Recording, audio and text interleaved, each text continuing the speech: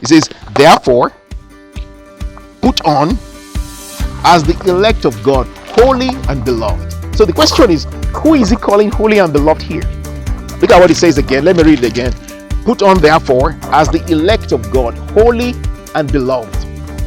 It's talking about you, talking about me. He's saying essentially that we are God sees us as the elect, God sees us as holy, God sees us as beloved. And he now says, because you are beloved, because you are holy, because you are the elect of God, now behave this way. Put on, therefore, bowels of mercies, humbleness of mind, kindness, long suffering, meekness. So he's saying, look, this is your character, this is your nature. This is your nature. This is how you should behave. Because you now have the nature of God, because you now have the life of God imparted to your spirit, now you can behave this way. This is new creation character. And he's saying that because you are the elect of God, look at what it says here. The elect of God, the Holy One of God, the beloved of God, now you can behave like this. So I hope you notice the way Paul has put this thing. He is putting holiness first. He is putting our election first. He is putting our being beloved first. He says, as the elect of God, holy and beloved, now do this. It's not the other way around. He is not saying, do all these things so that you can be holy. Do all these things so that you can be righteous. Do all these things so that you can become the elect of God. Do all these things so that you can become beloved. He is saying, you do all these things because you are holy. Do these things because you are the beloved of God. Do all these things because you are the elect of God. That is the proper order. We already are beloved. We already are the elect of God. And it is because of these facts that we can walk in holiness.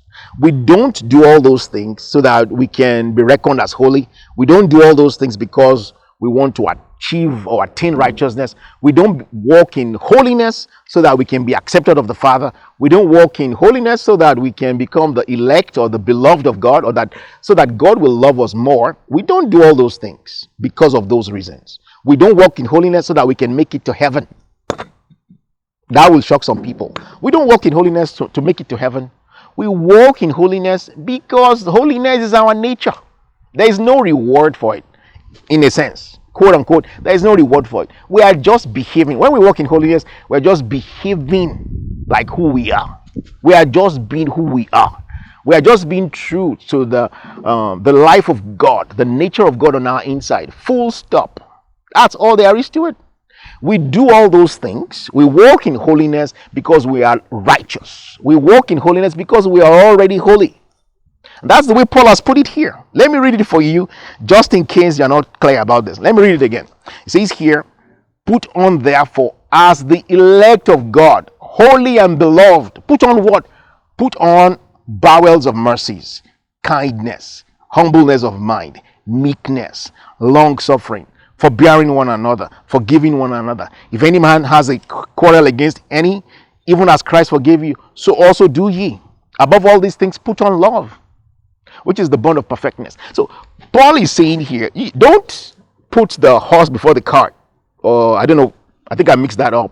So don't put the cart before the horse, rather. So Paul put it in proper order here. You are holy. You are beloved. You are elect. You are the elect of God. Now, because of that, because of this empowerment, and because you have the wherewithal, now behave like this. Now, this is new creation character. This is new creation nature, holiness, beloved, elect. Now, let the character